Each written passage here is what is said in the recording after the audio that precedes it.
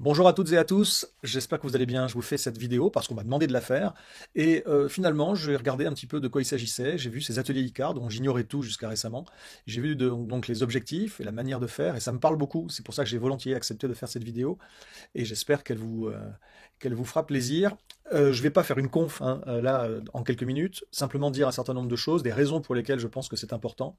Donc de ce que j'ai vu, les ateliers ICAR consistent à créer nombre de néo-paysans, je ne sais pas combien on atteindra, j'ai vu qu'il y avait un objectif, un idéal fixé à 1 million, mais en tout cas beaucoup de nouveaux paysans en agroécologie qui, via la polyactivité, consacreraient à la production alimentaire, ou en tout cas à la production agricole, via l'agroécologie, consacreraient 1 à 2 jours de travail par semaine. Ça me parle beaucoup parce que précisément, je réfléchis depuis environ un an et demi à peu près exactement ça. Maintenant, de façon encore plus générale, j'ai envie de dire, c'est pas simplement l'agroécologie, même si c'est très important bien sûr. De façon plus générale, un rééquilibrage au niveau sociétal entre le personnel et le collectif. Il y a différents modèles de société, il y a différents régimes politiques, il y a eu, il existe encore, un certain idéal communiste pour certains qui consistait à imaginer qu'on pourrait vivre via et pour le collectif.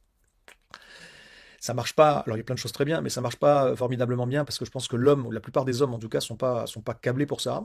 Et puis il y a un autre idéal, celui dans lequel un pays comme la France aujourd'hui et l'Europe d'une manière générale est allé massivement, l'Occident ou ce qu'on appelle le Nord global également, on est allé massivement là-dedans. C'est un autre objectif qui est néolibéral, qui est néocapitaliste d'accumulation, qui est un objectif d'individualisme. Voilà, le consumérisme rentre là-dedans également, etc. Et cet individualisme forcené fait que il y a très très peu de gens qui consacrent très très peu de moyens en réalité à maintenir un intérêt général, à maintenir les conditions qui font qu'on peut avoir un vivre ensemble décent, digne pour tout le monde. Alors évidemment, au bout d'un moment, ça marche plus. C'est-à-dire que lorsqu'on pousse cette logique d'individualisme à fond, à son paroxysme, au bout d'un moment, on voit pas trop comment on pourrait maintenir une société qui serait viable et qui serait équilibrée, où tout le monde y trouve son compte, sachant que c'est un petit peu chacun sa gueule, qui est encouragé, on va dire, par le système et par ses élites. Donc, il me semble aujourd'hui, à l'heure où nous atteignons un certain nombre de limites, à la fois des limites physiques de la planète, à la fois des limites écologiques, des limites énergétiques, matérielles, des limites, on va le voir aussi, j'en parlerai très brièvement, des limites logistiques, hein, sur les chaînes d'approvisionnement et sur l'organisation des échanges au niveau mondial et la mondialisation, mais aussi des limites humaines, des limites psychologiques, des limites sociales. Donc à une époque où on est en train vraiment d'arriver aux limites de ce système, de le dépasser même allègrement dans un certain nombre de cas, bah nécessairement il faut se reconfigurer. Bon, là, il y a beaucoup de gens qui ne l'ont pas encore compris, il y a des gens qui n'ont pas eu accès à l'information, les médias qui jouent pas leur jeu, l'école qui ne joue pas son jeu d'éducation vis-à-vis de ces choses-là, et puis les élites, bien évidemment, notamment les dirigeants, qui nous poussent massivement dans la continuation jusqu'au boutiste de ce système, jusqu'à ce que mort s'en suive, quoi. Donc on est dans une course folle, une course ingagnable. Bon, ben, il est temps de se reconfigurer. Je ne dis pas que ça marcherait pas encore mieux si ça venait du haut. C'est-à-dire s'il y a des gens avec des forts leviers décisionnels qui prenaient justement les bonnes décisions et décidaient à partir de maintenant, c'est l'agroécologie. Oui, bien évidemment, ça irait beaucoup mieux. Donc, il ne s'agit pas de leur tourner le dos, il s'agit de continuer et même de muscler considérablement les choses en matière de mobilisation pour leur mettre la pression. C'est à la fois gentiment les éclairer sur les sujets, les inciter, les inviter, mais on sait très bien que ça ne va pas suffire très probablement. C'est aussi leur mettre donc, je disais, la pression. Pression qui peut prendre différentes formes et différents niveaux de radicalité, mais qui peut aller jusqu'à une résistance forte, etc. Et puis à côté de ça, ben faut faire, faut proposer, faut montrer, faut démontrer, faut expérimenter, valider des choses, montrer que c'est possible, le caractériser et rendre ça inspirant. Donc c'est à la fois des expérimentations et des chantiers, et c'est à la fois également en arrière de ça, enfin derrière, par la suite, c'est des mises en récit inspirantes, etc., pour faire connaître et mobiliser. Et on a besoin donc d'expérimenter tout un tas de choses au niveau territorial, parce que c'est là qu'on a la main pour la plupart d'entre nous. C'est là que on peut retrouver du sens et quelque part des choses concrètes, des choses dont on voit le résultat. Et ça fait plaisir, ça redonne du sens une fois de plus, comme je disais, mais aussi ça redonne de l'espoir. C'est comme ça qu'on crée de l'espoir collectif et qu'on dépasse les peurs. Pas les peurs juste parce qu'il y a quelques effondristes qui nous effraient, pas les peurs parce qu'on a une vision simplement objective des enjeux, bah oui, ça fait peur, mais aussi les peurs face au fait que justement, les dirigeants aujourd'hui n'ont pas pris la mesure et puis ils sont de toute façon pas forcément au service complètement de l'intérêt général. Et donc, c'est ça aussi qui fait peur. C'est ce manque de réponse adaptée et cet enferrement cet enlisement, on pourrait dire, hein, dans un système délétère. Alors face à tout ça, eh ben oui, on a la main jusqu'à un certain point, mais on a la main, on peut faire des choses. Ça fonctionnera au niveau des territoires, il faut le faire à son niveau, à son échelle, en réseau sur un territoire et ensuite également en réseau interterritorial. Il faut se connecter, il faut échanger, il faut des échanges de bons procédés, de l'intelligence collective, du partage de ce qui marche, de ce qui marche pas, et puis des organisations en complémentarité et en solidarité entre acteurs de cette transition-là. Et en matière agricole, il y a effectivement des solutions. J'aime pas trop le mot de solution, je pense qu'aujourd'hui il est plutôt temps de se préparer à des chocs, mais pour autant, il y a quelques solutions dans certains registres. Et dans le registre alimentaire, qui est évidemment le plus important, probablement de tous, dans ce registre-là, eh bien, on a des solutions. Alors je dis alimentaire, c'est évidemment c'est agroalimentaire, et même on devrait dire agro-éco ou éco-agroalimentaire, c'est de l'écologie également. Oui, on a des solutions. Oui, on a l'agroécologie, l'agroforesterie, et à des plus petites surfaces, la permaculture, tout ce qui concerne en tout cas le fait de limiter massivement les intrants et de maximiser le rendement agricole, le rendement en tout cas productif, bioproductif, tout en étant régénératif. Bon, il y a tout un tas de choses évidemment, mais je ne vais pas vous faire un cours sur l'agroécologie. Je pense que là vous êtes entre de bonnes mains, les gens qui vous expliqueront si vous ne connaissez pas déjà bien. L'agroécologie, oui, tout cela, ça représente véritablement une solution. Et c'est une solution à tout, c'est une solution sur la soutenabilité de nos systèmes de production alimentaire et des capacités également de résilience et d'évolution, d'adaptation face à des changements comme le changement climatique et les changements hydriques qui vont avec. C'est également une source de stabilité, de souveraineté et de sécurité nationale, et c'est enfin aussi, et de sécurité individuelle aussi, collective, hein, et c'est enfin aussi, bien évidemment, une source d'emploi. Parce que oui, bah, il y en a beaucoup qui disent oui, mais on ne peut pas développer ce système parce que il requerrait beaucoup de main-d'œuvre. C'est vrai, il requerrait plus de main-d'œuvre considérablement que le système actuel. Sauf que le système actuel, il n'est pas tenable d'une part, et d'autre part, justement, il crée du chômage. Et par ailleurs, c'est un problème. Et on nous dit qu'il faut retrouver du boulot pour les chômeurs. Ce qui est une vaste blague, hein, d'ailleurs, quand on reproche aux chômeurs de ne pas trouver du boulot, même s'il y a certains exemples, évidemment, il y a certaines personnes qui sont très bien au chômage, mais la grande majorité d'entre eux sont des demandeurs et des chercheurs d'emploi qui auront bien du mal à trouver de l'emploi, sachant qu'en France, si mes sources sont bonnes, on a environ 4 fois plus de demandeurs d'emploi que d'emplois vacants.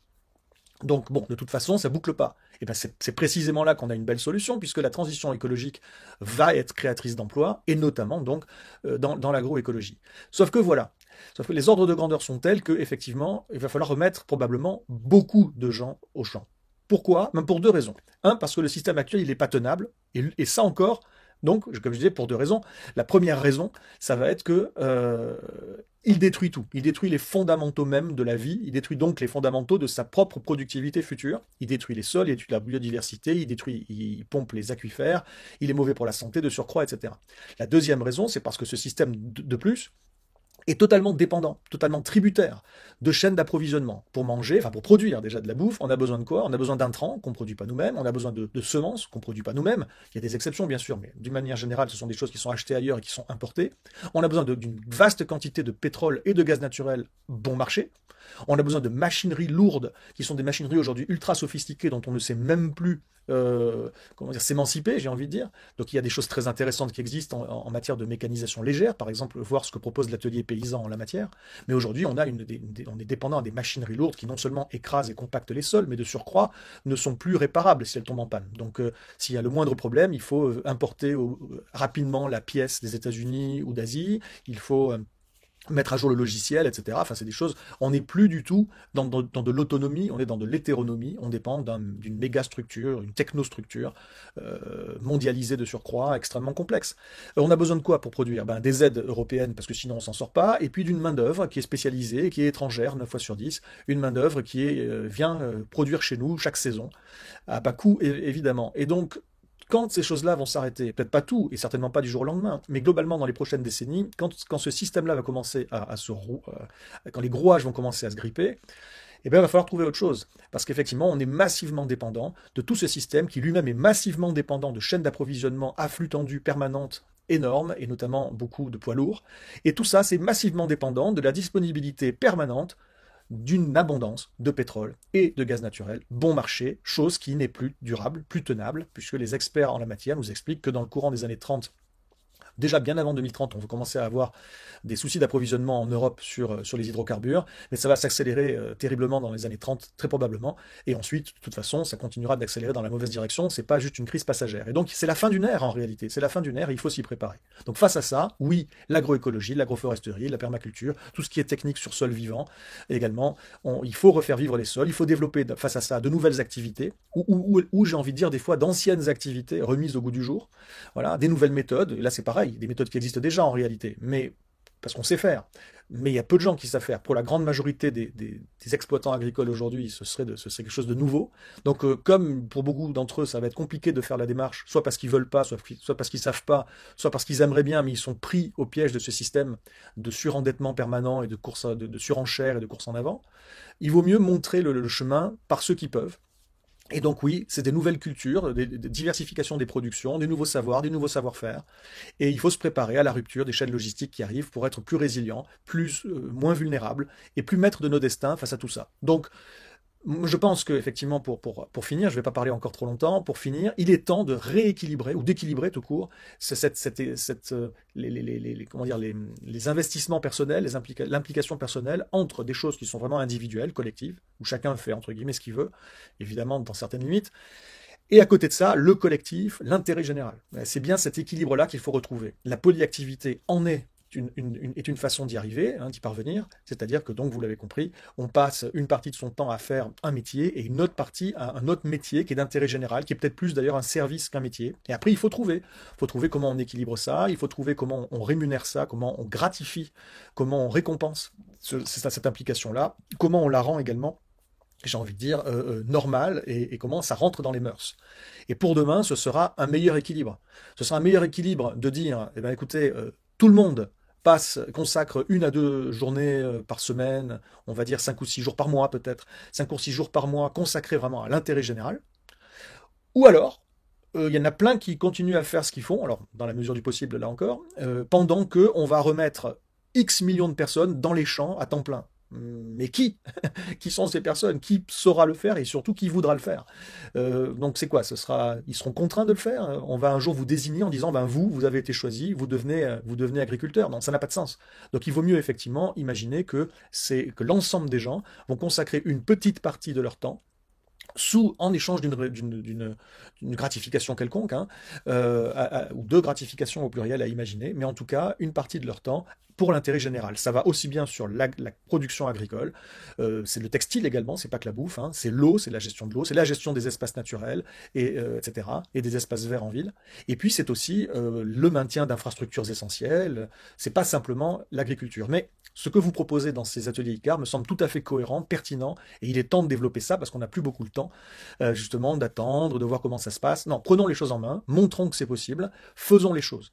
Faisons les choses en n'oubliant jamais qu'on doit être pas seulement des faiseurs, mais également des inspirateurs, des gens qui vont avoir une influence culturelle sur un changement de nature culturelle. Donc, faites les choses, mais faites-les en réseau et racontez ce que vous faites, documentez ce que vous faites, ou ce que vous ferez, et mettez-le en récit, inspirant, faites en sorte que ça se diffuse le plus possible pour que ça inspire d'autres personnes. Dernière chose avant de vous laisser tranquille, ces récits-là, vous pouvez les construire vous-même, c'est mieux de faire appel à des gens qui savent faire, et c'est encore mieux de faire appel à différentes personnes qui sont, je dirais, qui représentent et qui sont ancrées dans des communautés différentes, des communautés culturellement différentes, qui n'ont pas les mêmes référentiels culturels. C'est très important d'imaginer ça et de prendre ça en compte. Donc vous auriez, idéalement, si vous le faites bien, vous n'auriez pas seulement un récit de ce que vous faites, de la transformation d'un territoire, je l'espère, grâce à cela, mais vous aurez surtout plusieurs récits, des récits de la même chose, mais totalement différents dans leur forme, dans leur tempo et dans leur référence culturelle. Et c'est en faisant cela que ça se diffusera dans d'autres communautés, d'autres collectivités, voilà, et que vous ne resterez pas dans un entre-soi culturel qui a ses limites également et qui tend à être même délétère puisqu'il clive la société. Non, il faut que ça embarque le plus de monde possible et des gens différents. Donc il faut vous-même que vous fabriquiez des récits différents en collaboration avec des gens qui savent faire et des gens eux-mêmes différents. Voilà, et tout ça c'est extrêmement important. Il va falloir de toute façon également sur le plan culturel que les métiers de la terre aient une image différente, qu'ils soient revalorisés, qu'ils soient mis au goût du jour, comme je disais.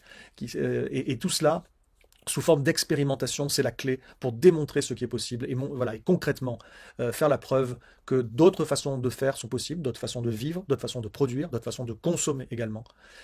Il va falloir des exemples comme cela, il va falloir qu'ils soient diffusés, qu'ils soient propagés, qu'ils soient connus par un maximum de personnes, qu'ils soient inspirants pour la plupart de ces gens, pour qu'un jour, quand on en aura besoin véritablement, c'est-à-dire quand ce système va commencer véritablement à capoter, et on y est presque, eh bien qu'il y ait des options qui soient proposées aux gens, histoire d'éviter des paniques et de l'insécurité énorme. De l'insécurité, il y en aura, mais au moins on peut considérablement limiter la casse et même créer du sens véritablement lorsque on apprend à produire par soi-même une partie des choses dont notre avenir dépend. Et donc voilà, vous avez là, avec les ateliers ICAR, j'ai le sentiment, vous avez là un bon début, un bon pied à l'étrier pour aller dans cette direction-là. Je fais pas plus long, c'est déjà un petit peu trop verbeux. On m'avait demandé de faire une dizaine de minutes. Je pense que j'ai dépassé, j'ai pas le timing sous les yeux. Mais en tout cas, quoi qu'il en soit, je vous envoie mes meilleures ondes. Je vous souhaite de bons ateliers. Et puis, j'attends d'avoir des nouvelles. Au revoir.